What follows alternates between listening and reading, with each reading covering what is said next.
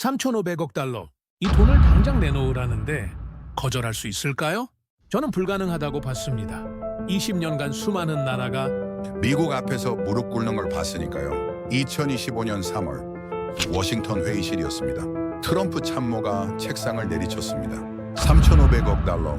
당장 서명하시오. 협상이 아니었습니다. 협박이었죠. 저는 그 자리에 있었습니다. 국제통상 전문가로 말입니다. 솔직히 말씀드리겠습니다. 저는 그날 그 나라가 일주일 안에 굴복할 거라 확신했습니다. 제 예상은 완벽히 빗나갔습니다. 그 나라는 움직이지 않았습니다. 오히려 미국을 흔들기 시작했죠. 백악관이 당황했습니다. 월스트리트가 요동쳤습니다. 세계 언론이 놀랐습니다. 어떻게 이런 일이 가능했을까요? 97년 국가 부도 위기를 이겨낸 나라였습니다. 하지만 이번 상대는 달랐습니다. 세계 최강국 미국이었으니까요. 그런데 그 나라는 버텼습니다. 아니, 버티는 걸 넘어서 반격했습니다. 그날 이후 제가 목격한 일들은 제 20년 경력을 완전히 뒤집어 놓았습니다. 한 나라가 세상의 룰을 바꿨습니다. 그 나라 이름은 대한민국이었습니다. 저는 리처드 스톤입니다. 그리고 오늘 제가 목격한 믿기 힘든 이야기를 들려드리겠습니다. 3,500억 달러를 요구받은 나라가 거절할 수 있을까요? 미국의 관세 폭탄 앞에서 버틸 수 있을까요? 저는 없다고 확신했습니다. 20년간 그렇게 봐왔으니까요. 그런데 2025년 3월 워싱턴 회의실에서 제 확신이 흔들리기 시작했습니다. 회의실 공기가 얼어붙었습니다. 트럼프 행정부 참모가 책상을 내리쳤죠. 3,500억 달러 당장 서명하시오. 그의 목소리엔 협상의 여지가 없었습니다. 명령이었죠. 저는 그 자리에 배석해 있었습니다. 국제통상 전문가로서 말입니다. 제 이름은 리처드 스톤입니다. 영국 출신이고요. 20년 넘게 미국과 각국 간의 경제 협상을 지켜봐왔습니다. 솔직히 말씀드리겠습니다. 저는 그날 한국이 굴복할 거라 믿었습니다. 15% 관세 인하를 조건으로 3,500억 달러 투자를 요구하는 건 협상이 아니었습니다. 협박이었죠. 미국 언론조차 그렇게 표현했습니다. 이건 협상이 아니라 경제 마피아의 압박이다. 뉴욕타임스 헤드라인이었습니다. 그런데 한국 대표단은 움직이지 않았습니다. 그들의 표정엔 공포가 없었습니다. 당황함도 없었습니다. 오히려 계산된 냉정함이 있었죠. 저는 그 순간 이상한 느낌을 받았습니다. 이건 뭔가 다르다. 회의가 끝나고 복도에서 미국 측 참모 하나가 제게 속삭였습니다. 한국은 일주일 안에 무릎 꿇을 겁니다. 저는 고개를 끄덕였습니다. 하지만 확신이 서지 않았죠. 왜일까요? 그날 밤 저는 호텔로 돌아와 자료를 뒤졌습니다. 한국의 과거 협상 기록들을 살펴봤죠. 그리고 놀라운 걸 발견했습니다. 한국은 언제나 버텼습니다. 97년 IMF 외환위기 때도, 2008년 리먼 사태 때도, 2020년 코로나 팬데믹 때도 말입니다. 그들은 무너질 듯 하면서도 결국 일어섰습니다. 하지만 이번은 다르지 않겠습니까? 상대가 미국인데 말입니다. 전 세계 경제를 쥐락펴락하는 나라인데요. 저는 그렇게 생각했습니다. 며칠 후 미국 언론이 들끓기 시작했습니다. 한국 예상 밖의 침묵. 투자 서명 거부, 시간 끌기 전략. CNN부터 폭스뉴스까지 한국을 다뤘습니다. 그런데 여론이 갈렸습니다. 일부는 비웃었습니다. 한국은 버틸 힘이 없다. 곧 항복할 것이다.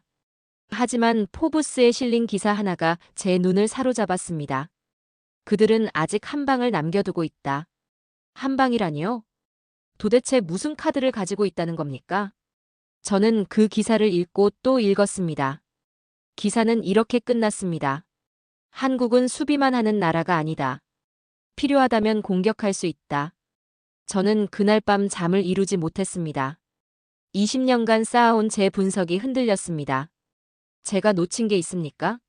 숫자와 데이터만으로는 보이지 않는 뭔가가 있습니까? 다음 날 아침 백악관 내부 회의에 참석했습니다. 분위기가 이상했습니다. 트럼프 측 참모들의 얼굴이 굳어 있었죠. 한 참모가 보고했습니다. 한국이 움직이지 않습니다. 오히려 유럽 및 동남아시아와 대체 협력 방안을 논의 중입니다. 실무 책임자가 책상을 쳤습니다. 말도 안 돼. 그들이 우리를 버티겠다는 겁니까? 저는 그 순간 깨달았습니다. 우리가 한국을 오판했다는 걸 말입니다. 그들은 두려워하지 않았습니다. 아니, 두려움을 전략으로 바꿨습니다. 침묵으로 시간을 벌고 그 사이 대안을 준비한 겁니다. 회의가 끝나고 저는 제 사무실로 돌아왔습니다. 노트북을 열고 한 단어를 입력했습니다. 코리아. 그날 저는 처음으로 그 나라를 진짜 상대로 인식했습니다. 단순한 협상 테이블 건너편의 약소국이 아니라 제대로 된 전략을 가진 플레이어로 말입니다. 제 머릿속에서 한국이라는 이름이 떠나지 않았습니다. 그들은 도대체 어떤 나라입니까? 어떻게 이런 압박 속에서도 흔들리지 않는 겁니까? 저는 더 깊이 파고들기로 했습니다. 그날 밤부터 저는 한국을 파헤치기 시작했습니다. 제 사무실 책상은 온통 자료로 뒤덮였습니다. 경제보고서, 뉴스 아카이브, 통계 데이터까지 말입니다. 저는 20년 동안 수많은 나라를 분석해왔습니다. 하지만 한국만큼 이상한 나라는 없었습니다. 왜 이상하냐고요? 그들의 경제 그래프가 살아 숨쉬었기 때문입니다. 보통 나라들은 위기가 오면 무너집니다. 천천히 회복하죠. 그게 정상입니다. 경제학 교과서에 나오는 패턴입니다. 그런데 한국은 달랐습니다. 무너질 듯 하다가 갑자기 치솟았습니다. 마치 심장 박동 같았죠. 저는 97년 자료부터 살펴봤습니다. IMF 외환위기였습니다. 당시 한국 경제는 완전히 파탄났습니다. 국가 부도 직전이었죠. 전문가들은 회복에 최소 10년은 걸릴 거라 예측했습니다. 그런데 실제로는 3년 만에 회복했습니다. 어떻게 그게 가능했을까요? 저는 당시 영상 자료를 찾아봤습니다. 그리고 놀라운 장면을 목격했습니다. 국민들이 금을 모으고 있었습니다. 결혼반지, 돌반지, 금목걸이까지 말입니다. 은행에 줄을 서서 금을 내놓았죠. 한 할머니가 카메라 앞에서 말했습니다. 나라가 어려운데 이것밖에 못해서 미안합니다. 저는 그 장면에서 멈췄습니다. 손이 떨렸습니다. 이건 경제가 아니었습니다. 이건 정신이었습니다.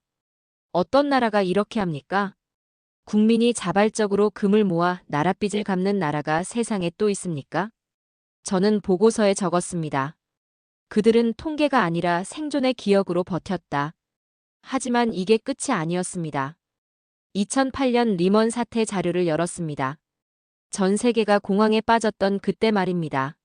미국 경제가 휘청였고 유럽은 마비됐습니다. 그런데 한국은 달랐습니다. 미국보다 빠르게 회복했습니다. 불가능한 수치였습니다. 저는 그래프를 다시 확인했습니다. 계산 착오가 있나 싶었죠. 하지만 틀림없었습니다. 한국은 1년 만에 플러스 성장률로 돌아섰습니다. 도대체 어떻게 한 겁니까? 자료를 뒤지다 보니 답이 나왔습니다. 정부와 기업, 국민이 하나로 움직였습니다. 수출 품목을 빠르게 재편했죠. 반도체와 자동차에 집중했습니다. 위기를 기회로 바꿨습니다. 저는 보고서에 한 줄을 추가했습니다. 위기를 기회로 전환하는 DNA. 그리고 2020년 자료를 펼쳤습니다. 코로나 팬데믹이었습니다. 전 세계가 멈췄던 그때 한국은 어땠을까요? 저는 세계보건기구 보고서를 찾아봤습니다. 한국의 방역 모델이 교과서로 채택됐더군요. K-방역이라 불렸습니다. 투명한 정보 공개, 신속한 검사 체계, 국민의 자발적 협조까지 말입니다. 그 결과 경제 타격이 최소화됐습니다. 2020년 마이너스 성장률은 고작 1%였습니다. 다른 나라들이 5%, 10%씩 무너질 때 말입니다. 저는 의자에 기댔습니다. 숫자는 거짓말을 하지 않습니다. 하지만 인간은 숫자를 넘습니다. 한국이 바로 그 증거였습니다. 3번의 위기, 3번의 회복. 우연이 아니었습니다.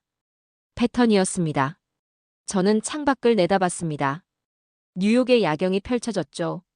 제 머릿속엔 한 가지 생각만 맴돌았습니다. 이번에도 그들은 버틸 것이다. 트럼프의 압박 앞에서도 말입니다. 왜냐고요? 그들은 이미 이보다 더한 위기를 이겨냈으니까요. 국가 부도 위기도 세계 금융 위기도 전염병 대유행도 말입니다. 3,500억 달러 투자 압박 따위는 그들에겐 또 하나의 시험일 뿐이었습니다. 저는 노트북에 새 파일을 만들었습니다. 제목은 이렇게 적었습니다. 한국 위기 내성 강국 분석 보고서. 하지만 제 손이 멈췄습니다. 내성이라는 단어가 맞을까요? 아니었습니다. 이건 단순한 내성이 아니었습니다. 이건 전략이었습니다. 문화였습니다. 국민성이었습니다. 저는 제목을 고쳤습니다. 한국 데이터에 없는 강함. 그리고 첫 문장을 적었습니다. 나는 20년간 경제 지표로 세상을 봐왔다. 하지만 한국 앞에서 그 지표들은 무력했다. 새벽 3시였습니다. 커피가 식어 있었습니다. 하지만 저는 멈출 수 없었습니다. 한국이라는 나라가 제 안의 모든 편견을 흔들고 있었습니다. 저는 처음으로 존경이라는 단어를 경제보고서에 적었습니다. 그리고 마지막 문장을 추가했습니다. 이번에도 그 패턴이 반복되고 있다. 나는 더 이상 이 나라를 과소평가하지 않는다. 일주일이 지났습니다. 한국으로부터 아무런 공식 반응이 없었습니다. 백악관은 이를 승리로 해석했습니다. 한국이 항복 준비 중이다. 참모들은 그렇게 믿었죠. 하지만 저는 달랐습니다. 제 가슴 속엔 불안이 자라고 있었습니다. 침묵이 저를 괴롭혔습니다. 왜 아무 말도 하지 않는 겁니까? 왜 반박도 해명도 하지 않는 겁니까? 저는 과거 자료를 다시 펼쳤습니다. 한국은 위기 때마다 이렇게 대응했습니다. 먼저 침묵했습니다. 상황을 분석했죠. 그리고 계산된 한 방을 날렸습니다. 97년 IMF 때도 그랬습니다. 처음엔 조용했습니다. 하지만 금모으기 운동으로 세계를 놀라게 했죠. 2008년 리먼 사태 때도 마찬가지였습니다. 침묵 속에서 수출 전략을 재편했습니다. 그리고 가장 빠르게 회복했습니다. 저는 책상을 두드렸습니다. 저건 계산된 정적이다. 그때 제 이메일함에 새 메시지가 들어왔습니다. 워싱턴 포스트 기사 링크였습니다. 제목을 보는 순간 등골이 서늘해졌습니다. 미 연방법원 트럼프 관세정책위원 검토 착수. 저는 기사를 클릭했습니다. 손이 떨렸습니다. 기사는 이렇게 시작했습니다. 복수의 법률 전문가들이 트럼프 행정부의 일방적 관세 부과가 헌법과 국제 통상법을 위반했을 가능성을 제기했다. 저는 숨이 막혔습니다. 한국이 시간을 벌고 있었습니다. 법이 움직일 때까지 말입니다. 그들은 미국 법정에서 싸울 준비를 하고 있었던 겁니다. 천재적이었습니다. 정면 대결 대신 법을 무기로 삼다니 말입니다. 저는 곧바로 동료에게 전화를 걸었습니다. 톰, 기사 봤어? 방금 봤어. 리처드, 이거 심각해. 그의 목소리가 떨렸습니다. 만약 법원이 위헌 판결 내리면 트럼프의 모든 관세 정책이 무효화돼. 한국뿐 아니라 전 세계가 영향받아. 저는 창밖을 내다봤습니다. 한국은 처음부터 이걸 노렸던 거야. 뭐? 시간을 벌면서 법적 근거를 마련한 거라고. 싸우지 않고 이기는 방법 말이야. 침묵이 흘렀습니다. 톰이 한숨을 쉬었습니다. 우린 완전히 당했어. 저는 전화를 끊고 다른 기사를 검색했습니다. 일본도 비슷한 전략을 택했다는 뉴스가 떴습니다. 하지만 저는 차이를 느꼈습니다. 일본은 두려워하며 버티고 있었습니다. 한국은 확신을 가지고 버티고 있었습니다. 같은 침묵이지만 본질이 달랐죠. 일본은 미국의 눈치를 보고 있었습니다. 한국은 자신들의 전략을 실행하고 있었습니다. 저는 노트에 적었습니다. 일본은 두려움에서, 한국은 확신에서 버티고 있다. 다음 날 백악관 회의가 소집됐습니다. 분위기가 험악했습니다. 한 참모가 소리쳤습니다. 한국의 압박을 더 강화해야 합니다. 다른 참모가 맞받아쳤습니다. 지금도 충분히 강한데 더 어떻게 합니까? 트럼프 측 고위 참모가 끼어들었습니다. 언론 플레이를 시작합시다. 한국이 불공정하다는 여론을 만들어야 합니다. 저는 그 말을 듣고 깨달았습니다. 그들이 흔들리고 있습니다. 자신감이 사라지고 있었습니다. 압박을 강화한다는 건 현재 전략이 실패하고 있다는 뜻이었으니까요. 회의가 끝나고 저는 복도에서 한 참모를 불러 세웠습니다. 솔직히 말해봐요. 한국이 굴복할 것 같습니까? 그는 고개를 저었습니다. 모르겠어요. 솔직히 이렇게 버틸 줄 몰랐습니다. 그들이 반격할 가능성은요? 그의 얼굴이 굳었습니다. 생각하고 싶지 않습니다. 저는 그의 표정에서 두려움을 읽었습니다. 미국이 밀리고 있었습니다. 겉으로는 강하게 나가지만 속으로는 불안해하고 있었습니다. 그날 밤 저는 뉴욕 호텔방에서 창밖을 내다봤습니다. 맨해튼의 불빛들이 반짝였습니다. 하지만 제 머릿속은 한국으로 가득했습니다.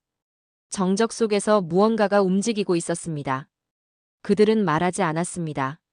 하지만 전 세계가 그들의 의도를 느끼고 있었습니다. 저는 점점 미국이 아닌 한국의 시각으로 세상을 보기 시작했습니다. 만약 제가 한국이라면 어떻게 했을까요? 똑같이 했을 겁니다. 침묵으로 시간을 벌고 법으로 반격을 준비하고 대안을 마련했을 겁니다. 저는 노트북을 열었습니다. 새 보고서를 작성하기 시작했습니다. 제목은 이렇게 적었습니다. 한국의 침묵 폭풍전의 고요. 그리고 첫 문장을 썼습니다. 폭풍은 언제나 고요 속에서 태어난다. 나는 지금 그 폭풍이 다가오는 것을 느낀다.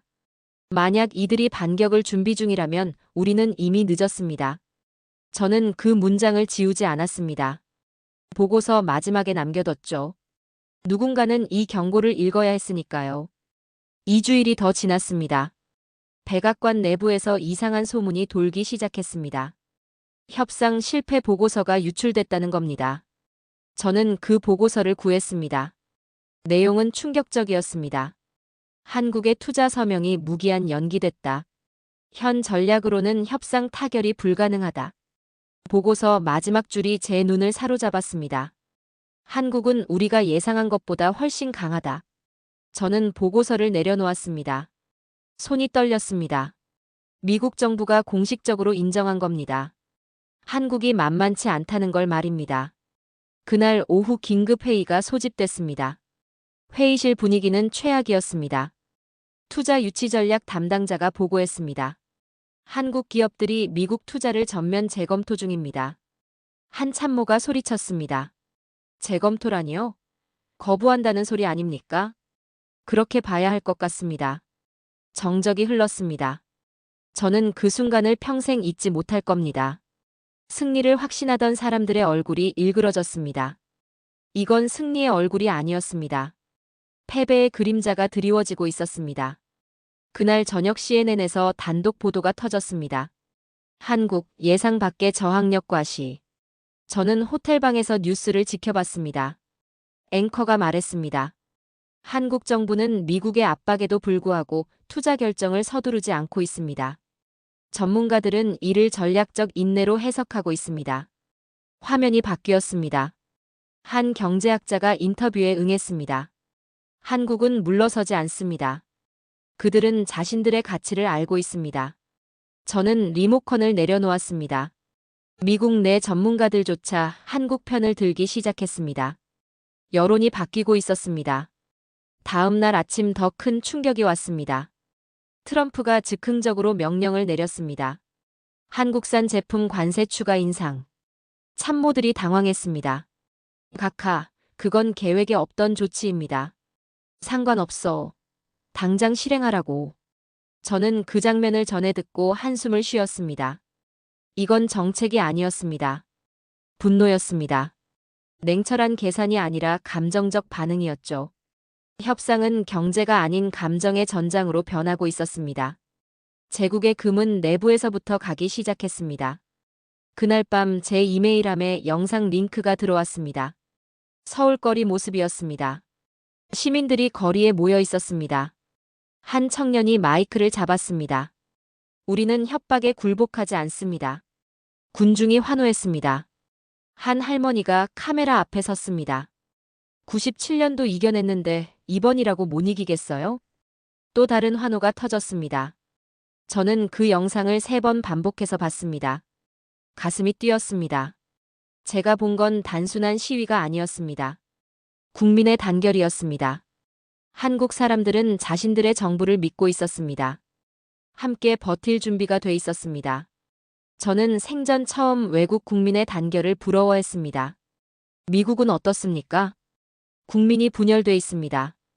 트럼프 지지자와 반대자로 나뉘어 싸우고 있죠.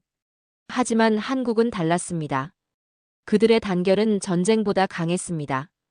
저는 새 보고서를 작성하기 시작했습니다. 제목을 적었습니다. 한국 균열되지 않는 힘. 그리고 본문을 써내려갔습니다. 미국은 경제력으로 압박한다. 하지만 한국은 돈으로 움직이지 않는다. 손이 멈췄습니다. 다음 문장이 저절로 나왔습니다. 그들은 자존심으로 움직인다. 저는 그 문장을 보고 전율했습니다. 20년간 저는 모든 걸 숫자로 봤습니다. GDP, 수출입 통계, 환율, 주가지수 말입니다. 하지만 한국 앞에서 그 숫자들은 무력했습니다. 한국은 협상이 아니라 신념으로 싸우고 있었습니다. 저는 보고서 마지막 문장을 적었습니다. 우리는 한국의 경제력을 계산했다. 하지만 그들의 정신을 계산하지 못했다. 그게 우리의 패착이었다. 파일을 저장하고 의자에 기댔습니다. 창밖엔 워싱턴의 야경이 펼쳐져 있었습니다. 하지만 제 마음은 복잡했습니다. 저는 20년간 미국의 편에 서서 세상을 봐왔습니다. 미국이 항상 이긴다고 믿었죠. 하지만 지금은 달랐습니다. 나는 더 이상 미국의 편에 있다고 느끼지 못했습니다. 아니, 정확히는 한국이 옳다고 느끼기 시작했습니다. 그들은 잘못된 압박에 맞서 싸우고 있었습니다. 그리고 저는 그 싸움을 응원하고 있었습니다. 제 안에 무언가가 바뀌고 있었습니다. 3월 말이었습니다. 한국이 움직였습니다. 조용히, 그러나 치명적으로 말입니다. 저는 그날 아침 뉴스를 보다가 커피를 쏟을 뻔했습니다. 한국, 유럽, 동남아시아와 300억 달러 규모 공동투자 프로젝트 발표. 헤드라인이 화면을 가득 채웠습니다. 저는 기사를 클릭했습니다. 손이 떨렸습니다. 한국 정부와 주요 기업들이 독일, 프랑스, 베트남, 인도네시아 등과 반도체 배터리 자동차 분야 협력 강화에 합의했다. 미국 대신 다른 나라들과 손잡은 겁니다. 트럼프 행정부의 협상력이 순식간에 무너졌습니다. 저는 곧바로 워싱턴에 전화를 걸었습니다. 톰, 뉴스 봤어? 방금 봤어. 리처드, 이건. 그의 목소리가 갈라졌습니다. 우리 완전히 당했어. 그러게 말이야. 저는 창밖을 내다봤습니다. 한국은 처음부터 이걸 노렸던 거야. 미국이 압박하는 동안 다른 파트너를 찾은 거지. 백악관이 난리야. 지금 긴급회의 중이야. 저는 전화를 끊고 포브스 웹사이트에 접속했습니다. 새 기사가 올라와 있었습니다. 한국, 계산된 침묵의 전략. 저는 기사를 읽기 시작했습니다. 한국의 침묵은 패배가 아니었다. 시간을 무기로 삼은 전술이었다. 제 입가에 미소가 번졌습니다. 그들이 움직이기 시작했습니다. 기사는 계속됐습니다. 한국은 미국과의 협상이 교착 상태에 빠진 동안 유럽 및 아시아 각국과 조용히 관계를 강화했다.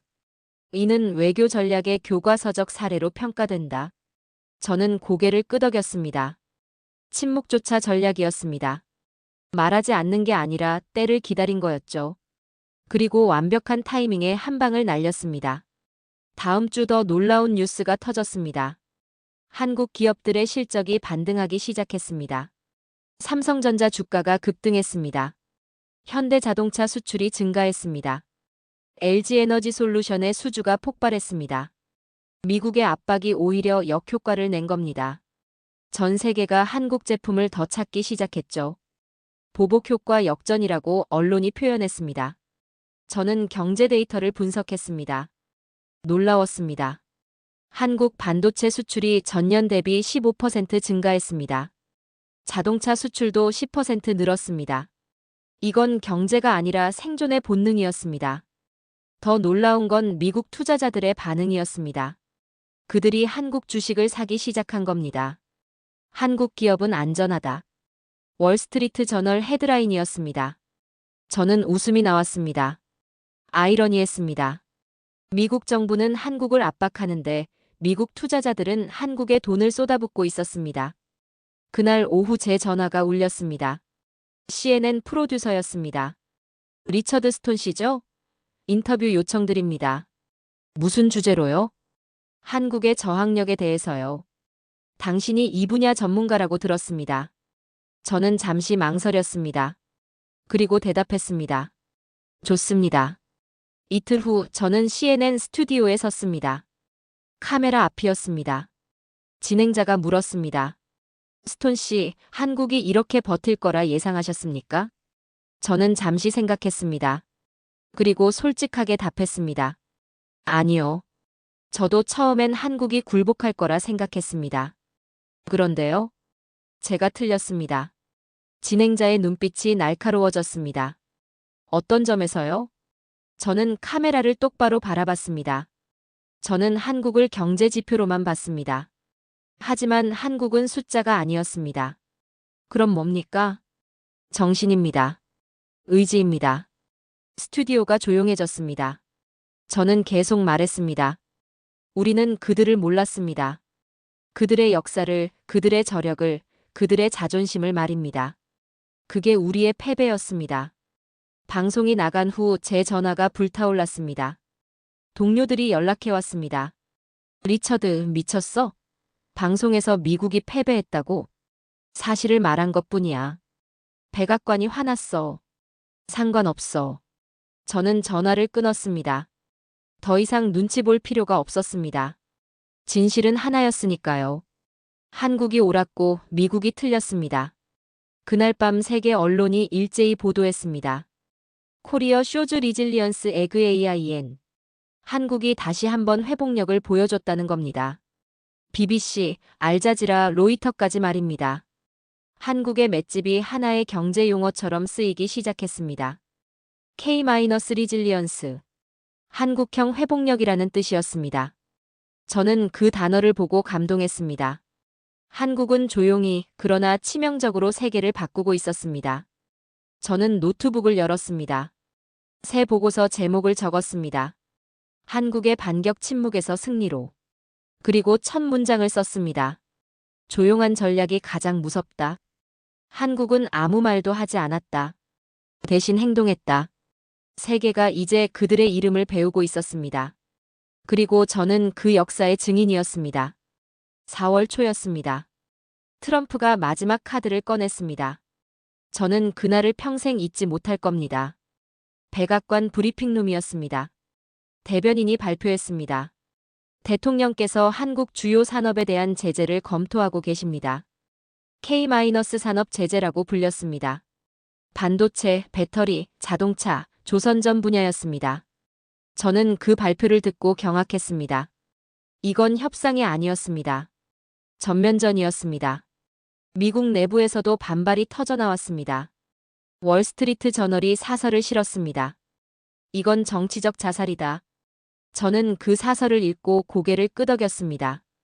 한국 없이 미국 산업이 돌아갈 수 있습니까? 반도체 없이 스마트폰을 만들 수 있습니까?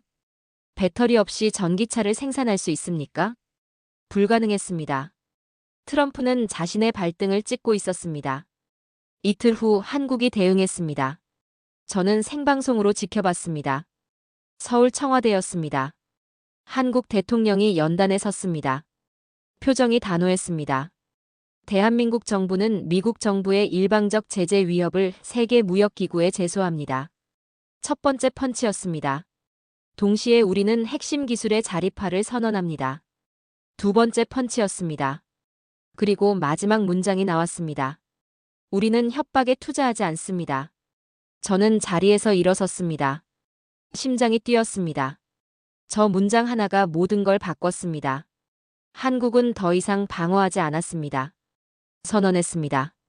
세계 각국 정상들이 반응했습니다. 독일 총리가 성명을 냈습니다. 한국의 입장을 지지한다. 프랑스 대통령도 동참했습니다. 일방적 압박은 국제 질서를 위협한다. 유엔 사무총장까지 나섰습니다. 대화로 풀어야 한다. 세계가 한국 편에 섰습니다. 저는 그날 오후 뉴욕 증권거래소로 갔습니다.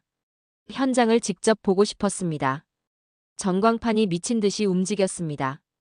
미국 주가가 떨어지고 있었습니다. 애플, 테슬라, 마이크로소프트 모두 하락세였습니다. 한 트레이더가 소리쳤습니다.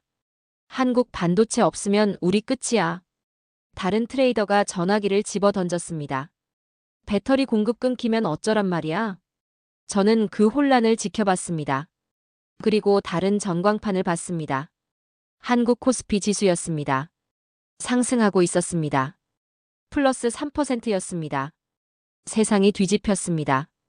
압박하는 쪽이 무너지고 압박받는 쪽이 올라가고 있었습니다. 그날 저녁 포브스 편집장이 제게 전화했습니다. 리처드, 긴급 칼럼 써줘. 주제가 뭔데요? 한국의 한방. 저는 망설이지 않았습니다. 지금 바로 쓰겠습니다. 호텔로 돌아와 노트북을 열었습니다. 제목부터 정했습니다. 코리어즈 카운터펀치.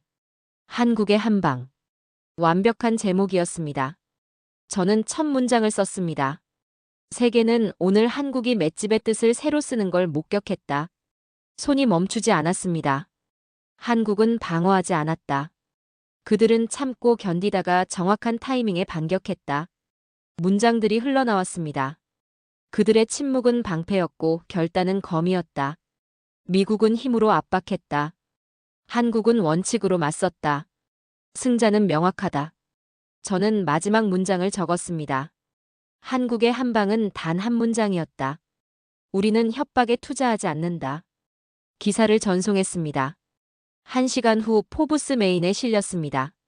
조회수가 폭발했습니다. 댓글이 쏟아졌습니다. 한국 존경한다. 작은 나라가 강대국에 맞서다니. 이게 진짜 용기다. 저는 댓글들을 읽으며 미소 지었습니다. 세계가 깨닫고 있었습니다. 힘이 정의가 아니라는 걸 말입니다. 그날 밤 저는 창밖을 내다봤습니다. 뉴욕의 불빛들이 반짝였습니다. 하지만 제 마음은 한국에 가 있었습니다. 저는 혼잣말로 중얼거렸습니다. 나는 20년간 수많은 국가를 봐왔다. 목소리가 떨렸습니다. 그러나 이렇게 단단한 나라는 없었다. 한국은 돈으로 움직이지 않았습니다. 힘으로 굴복하지 않았습니다. 오직 원칙으로 버텼습니다. 그리고 반격했습니다. 저는 노트에 마지막 문장을 적었습니다. 진짜 강함은 조용히 버티는 자의 것이다. 그 문장을 보고 전율이 흘렀습니다.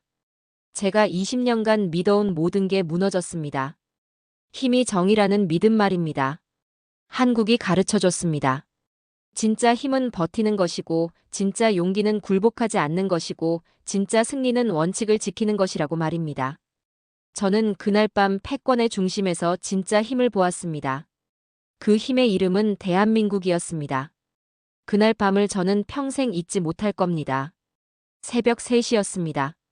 뉴욕의 제 사무실에서 한국 뉴스를 지켜보고 있었죠. 서울에선 대통령 긴급 기자회견이 시작됐습니다. 화면 속 청와대 브리핑룸은 고요했습니다. 하지만 저는 알고 있었습니다. 이 정적이 뭘 의미하는지 말입니다. 대통령이 입을 열었습니다. 우리는 더 이상 수동적 방어에 머물지 않겠습니다. 그 한 문장에 제 등골이 서늘해졌습니다. 저는 20해 넘게 수많은 협상을 봐왔습니다. 위기에 몰린 나라가 어떤 표정을 짓는지, 어떤 말투로 굴복을 암시하는지 잘 압니다. 하지만 그날 밤 화면 속 그분의 눈빛엔 굴복이 없었습니다. 오히려 단호함이 있었죠. 대한민국 정부는 오늘부로 미국산 차량 및 주요 원자재에 대한 상응 관세 조치를 시행합니다. 저는 자리에서 벌떡 일어났습니다. 또한 핵심 반도체 기술 및 배터리 소재의 대미 수출을 즉시 제한합니다. 무슨 일이 벌어지고 있는 겁니까? 제 손이 떨렸습니다. 커피잔을 놓치고 말았죠. 바닥에 떨어진 잔이 산산조각 났습니다. 하지만 저는 그걸 치울 생각조차 못했습니다. 화면만 뚫어져라 바라봤습니다. 한국이 진짜로 쳤습니다. 그들이 한 방을 날렸습니다. 20년 동안 제가 봐온 모든 협상 패턴이 무너지는 순간이었습니다. 약소국은 항상 방어합니다. 버티다가 결국 굴복하죠. 그게 룰이었습니다. 그런데 한국은 그 룰을 깨버렸습니다. 저는 곧바로 CNN을 틀었습니다. 브레이킹 뉴즈. 코리어 스트라이크스 100. 붉은 자막이 화면을 가득 채웠습니다. 앵커의 목소리엔 당혹감이 묻어났습니다. 한국 정부가 예상치 못한 강경 대응을 발표했습니다. 이는 트럼프 행정부에 대한 직접적 반격으로 해석됩니다. 저는 전화기를 집어들었습니다. 워싱턴의 동료에게 전화를 걸었죠. 봤어? 리처드, 지금 백악관이 난리야. 그의 목소리가 떨리고 있었습니다. 참모들이 전부 소집됐어. 아무도 이런 시나리오를 예상 못했거든. 알고 있어. 저는 창밖을 내다봤습니다. 뉴욕의 마천루들이 서서히 밝아오고 있었습니다. 하지만 제 머릿속은 혼란스러웠습니다. 대변인실에서 뭐라고 하던가? 예상치 못한 대응이라고만 했어. 그 이상은 아무 말도 못하더라고. 저는 쓴웃음을 지었습니다. 예상치 못했다니요? 저희가 너무 안일했던 겁니다. 한국을 너무 얕잡아 봤던 거죠. 아침이 되자 월스트리트가 요동쳤습니다. 저는 뉴욕 증권거래소 앞에 섰습니다. 트레이더들이 황급히 뛰어다니고 있었습니다. 전광판의 숫자들이 미친 듯이 움직였죠. 미국 자동차 주식이 폭락했습니다. 반도체 관련주도 급락했습니다. 반면 한국 지수는 치솟고 있었습니다. 시장이 완전히 뒤집힌 겁니다. 한 트레이더가 소리쳤습니다. 한국 반도체 없으면 우리 생산 라인 멈춰. 다른 트레이더가 전화기를 내던졌습니다. 배터리 소재 어디서 구한단 말이야? 저는 그 광경을 멍하니 바라봤습니다. 이게 한국이 준비했던 카드였습니까? 침묵으로 시간을 벌고 그 사이 세계 시장에서 자신들의 위치를 재확인한 겁니까? 천재적이었습니다. 점심때쯤 포브스 긴급 칼럼이 떴습니다. 더 원블로 대체인지드 더 게임. 게임을 바꾼 단 한 방. 저는 그 제목을 보고 전율했습니다. 완벽한 표현이었습니다. 한국은 단 한 방으로 전체 판을 뒤엎었습니다. 기사는 이렇게 시작했습니다. 한국은 방어하지 않았다. 그들은 계산된 한 방으로 룰을 바꿨다. 편집장이 제게 전화를 걸어왔습니다. 리처드, 당신 이름을 공동 저자로 올리고 싶은데. 제가요? 당신이 한 달 전부터 경고했잖아. 한국을 과소평가하지 말라고. 저는 말문이 막혔습니다. 당신 보고서 봤어. 그들은 위기를 기회로 바꾸는 DNA를 가졌다고 썼더군. 정확히 맞아떨어졌어. 저는 창밖을 내다봤습니다. 햇빛이 쏟아지고 있었습니다. 하지만 제 마음은 복잡했습니다. 편집장님. 응? 저는 틀렸습니다. 뭐가? 한국을 이해하는데 20년이 걸렸습니다. 그동안 저는 그들을 숫자로만 봤습니다. 경제 지표로만 판단했죠. 하지만 한국은 숫자가 아니었습니다. 제 목소리가 떨렸습니다. 그들은 정신입니다. 의지입니다. 자존심입니다. 침묵이 흘렀습니다. 그래서 당신이 써야 하는 거야, 리처드. 당신처럼 생각이 바뀐 사람의 목소리가 필요해. 저는 고개를 끄덕였습니다. 그날 밤 저는 기사를 썼습니다. 제 인생에서 가장 솔직한 글이었습니다. 그들의 침묵이 검이 되었고 그들의 인내가 탄환이 되었다. 한 나라가 세상을 뒤집는 순간을 나는 목격했다. 그건 외교가 아니라 정신의 반격이었다. 마지막 문장을 적었습니다. 나는 미국인으로서 놀랐고 인간으로서 감동했다. 기사를 전송했습니다. 그리고 의자에 깊이 앉았습니다. 강한 나라란 공격력이 아니라 맞고도 무너지지 않는 나라입니다. 한국이 그걸 증명했습니다. 한 달이 지났습니다. 세계가 바뀌고 있었습니다. 저는 뉴욕 국제경제포럼 연단에 섰습니다. 주제는 회복력, 그것이 힘이다 한국 모델이었습니다. 전 세계 언론의 스포트라이트가 저를 향했습니다. 심장이 뛰었습니다. 저는 마이크 앞에 섰습니다. 여러분, 저는 오늘 제가 본 가장 단단한 나라 이야기를 하려 합니다. 청중이 숨죽였습니다. 저는 20년간 강대국의 힘을 믿었습니다. 큰 나라가 이긴다고 생각했죠. 하지만 틀렸습니다. 제 목소리가 떨렸습니다. 진짜 강한 나라는 쓰러지지 않는 나라였습니다. 그 이름이 대한민국이었습니다. 박수가 터져나왔습니다. 저는 계속 말했습니다. 한국은 97년 국가부도 위기를 이겨냈습니다. 2008년 금융 위기를 극복했습니다. 2020년 팬데믹을 견뎌냈습니다. 청중이 고개를 끄덕였습니다. 그리고 이번에도 버텼습니다. 세계 최강국의 압박 앞에서 말입니다. 제 눈가가 뜨거워졌습니다. 저는 단단함의 정의를 한국에서 배웠습니다. 그날 이후 변화가 시작됐습니다. 유럽 각국이 한국의 협상 방식을 연구하기 시작했습니다. 독일은 한국 모델을 교과서로 채택했습니다. 프랑스는 한국 경제팀을 초청했습니다. 동남아시아 국가들도 한국에 배우겠다고 나섰죠. 그리고 국제통화기금이 움직였습니다. IMF 보고서가 발표됐습니다. 제목은 K-리질리언스 모델이었습니다. 한국형 위기 대응 모델이라는 뜻이었죠. 저는 그 보고서를 읽으며 미소 지었습니다. 한국이 이제 세계의 교과서가 됐습니다. 미국 내부에서도 반성이 시작됐습니다. 뉴욕타임스가 사설을 실었습니다. 트럼프식 압박은 실패했다. 워싱턴 포스트도 이어갔습니다. 우리는 한국에 배워야 한다. 저는 후배들에게 말했습니다. 자존심을 가진 나라와는 싸울 수 없어. 그들이 물었습니다. 왜요? 그들은 돈보다 원칙을 택하거든. 그걸 이길 방법은 없어. 5월 중순이었습니다. 저는 인천공항에 도착했습니다. 25년 만에 한국 방문이었습니다. 지난번 왔을 때가 97년 IMF 직후였죠.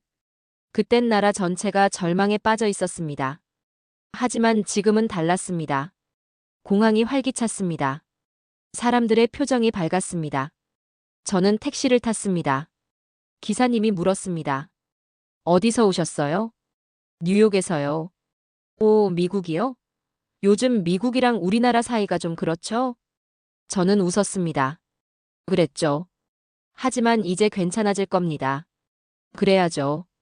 우린 늘 맞지만 절대 무너지진 않거든요. 그 말에 저는 멈췄습니다. 늘 맞지만 절대 무너지지 않는다. 정확한 표현이었습니다. 저는 작게 말했습니다. I know. 알고 있습니다. 그날 저녁 서울 거리를 걸었습니다. 강남역 근처였습니다. 젊은이들이 웃으며 지나갔습니다.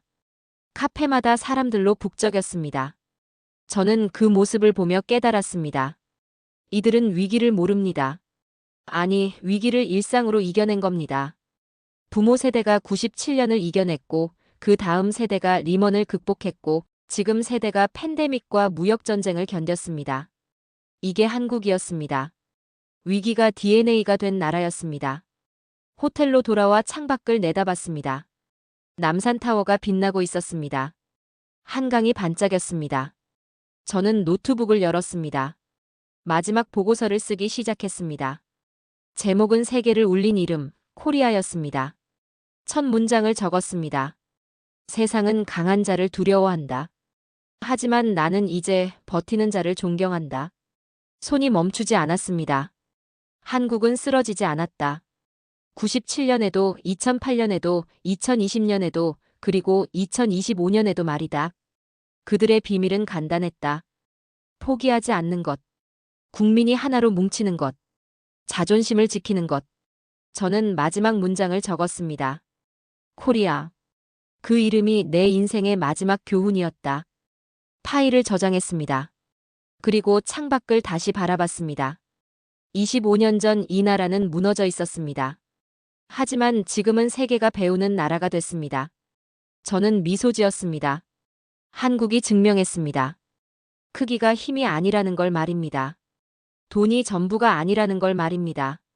진짜 힘은 정신이고, 진짜 용기는 버티는 것이고, 진짜 승리는 원칙을 지키는 것이라는 걸 말입니다. 저는 작게 중얼거렸습니다. 감사합니다, 코리아. 당신이 저를 가르쳐줬습니다. 무엇이 진짜 강함인지 말입니다. 그날 밤 저는 평화롭게 잠들었습니다. 20년 만에 처음으로 말입니다. 제 안의 모든 편견이 사라졌습니다. 그리고 새로운 믿음이 생겼습니다.